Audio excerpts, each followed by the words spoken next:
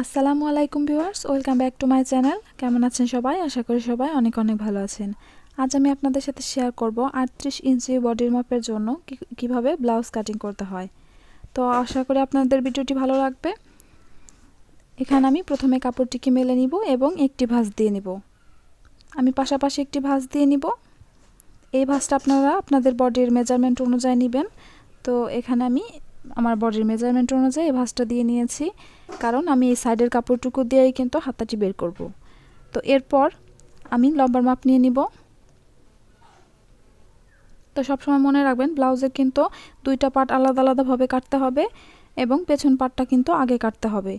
তো আমি এইভাবে ওপর থেকে ধরে আমার বডির মাপটা নিয়ে লম্বার মাপটা নিয়ে নিচ্ছি। তো আমার এখানে লম্বার মাপ হচ্ছে 17 ইঞ্চি। তো এখানে আমি দাগ দিয়ে নিলাম। এখন আমি গলার মাপ নিয়ে নিব। তো আমি এখানে পেছন গলা ছোট নিব, তো সেজন্য আমি 3 ইঞ্চি লম্বা নিলাম এবং 3 ইঞ্চি চওড়া নিলাম। তো এখানেও 3 ইঞ্চি দিয়ে এখানে আমি একটি বক্সের মতো দাগ কেটে নিব। এরপর এভাবে করে গলা শেপটি দিয়ে দিতে হবে।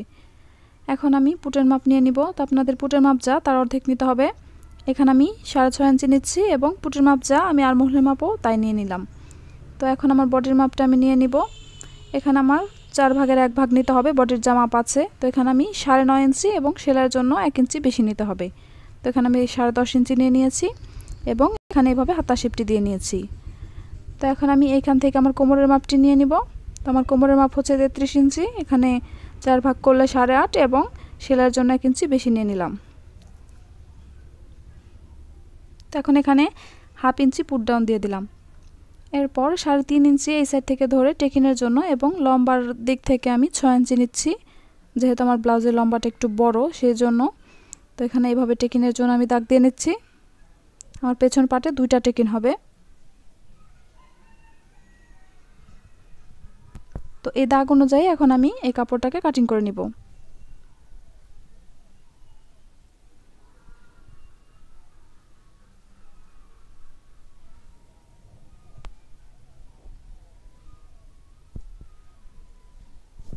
তো আমার পেছন পাটটা কাটিং করা হয়ে গেছে। তো এখন আমি এই বাড়তি যে কাপড়টুকু আমার রয়েছে এই কাপড়টিকে এখানে আমি সামনের পাটটা কাটিং করে নিব।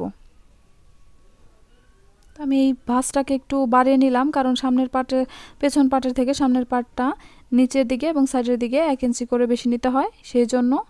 তো আমি এভাবে সমান করে রাখছি। এখানে আমার এই সাইডেও 1 ইঞ্চি বেশি রয়েছে এবং নিচের দিকেও 1 ইঞ্চি বেশি রয়েছে কাপড়। তো আমি এখন এই পেছন পাটটার দাগ অনুযায়ী দাগ দিয়ে নিলাম।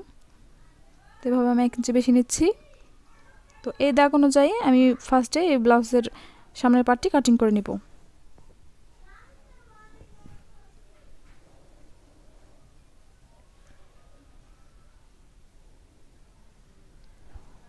তো এই পার্টটি কাটিং করা আমার হয়ে গেছে।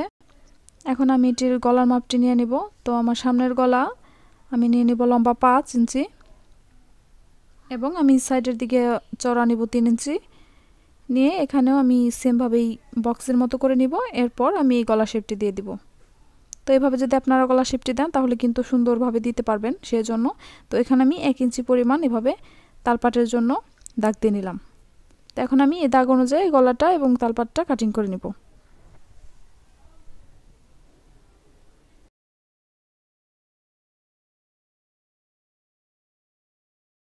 এখন আমি ব্লাউজের সামনের পাটের টেকিনের মাপগুলো আপনাদেরকে বুঝিয়ে দিব। তো এখানে আমি উপর থেকে ধরছি এভাবে মাঝামাঝি। এখানে আমি 9.5 ইঞ্চি এখানে একটি চিহ্ন দিয়ে রাখছি। তো আপনারা যদি বেশি বয়স্ক মানুষের জন্য তৈরি করেন তাহলে কিন্তু আর একটু বাড়িয়ে নিতে পারেন 1 ইঞ্চি মতো। তো এখানে আমি এই 2 ইঞ্চি করে এখানে এভাবে দাগ কেটে নিব। তো এই সাইডেও আরেকটা হবে এবং এই সাইডেও আরেকটা হবে। তো মোট হচ্ছে 4টা টেকিন আমার এখানে হবে এক সাইডে। এরপর এই দাগগুলো ঠিক এভাবে মিলে দিতে হবে। একটা হলো আমার হাতার দিকে এবং একটা বডির এই সাইডে, একটা নিচের দিকে এবং আরেকটা হবে আমার এই বন্ধ যে সাইডটা রয়েছে এই সাইডে।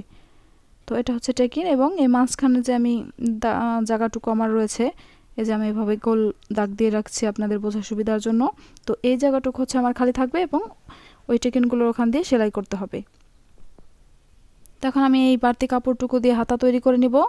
এখানে আমি হাতাটিকে 2টি ভাঁজ দিয়ে নিয়েছি। এখানে আমার কাপড় রয়েছে 2 ভাঁজ 4 পাট, তাই পাশাপাশি 2টি ভাঁজ দিয়ে নিয়েছি। যেহেতু আমার এখানে কাপড় কম। তো এখন আমি হাতার লম্বা নিয়ে নিব। এখানে আমার হাতা লম্বা হবে 10.5 ইঞ্চি, তো এর বেশি আমার হবে না। তো এখানে আমি চওড়া নিয়ে নিব, আর মহলের মাপের থেকে 2 ইঞ্চি বেশি চওড়া নিতে হয়। তো এখানে আমার 8.5 ইঞ্চি। এভাবে আমি সমান করে দাগ দিয়ে নিব।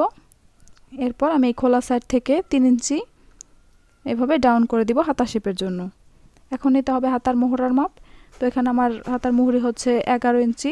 তো মুহুরির যার মাপ আছে তা থেকে অর্ধেক করতে হবে। তো এখানে আমি 5.5 ইঞ্চি নিয়ে নিলাম, এবং সেলাইয়ের জন্য কিন্তু 1 ইঞ্চি বেশি নিতে হবে।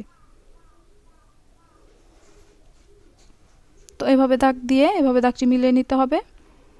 এবার এই দাগ অনুযায়ী কাটিং করে নিলে কিন্তু হাতাটা কাটিং করা হয়ে গেল।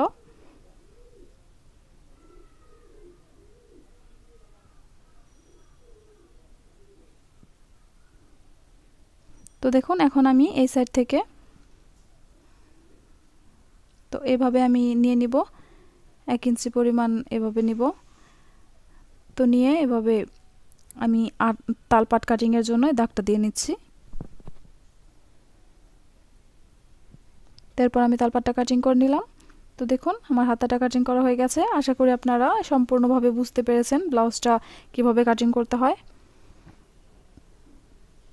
তো দেখুন আমার কিন্তু সম্পূর্ণ ব্লাউজটাও কাটিং করা হয়ে গেছে। তো ভিডিওটি ভালো লাগলে একটি লাইক দিবেন।